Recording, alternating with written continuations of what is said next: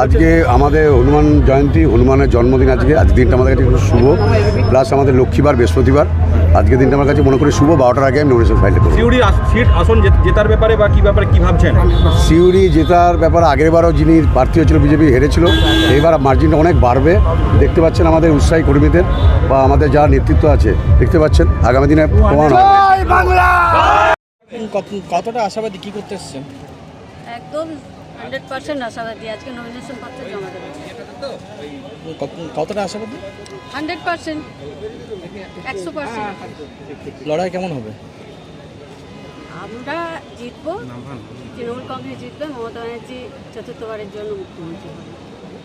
Nomination দিতে এসছি, সবাই আসছে, আমিও এসছি।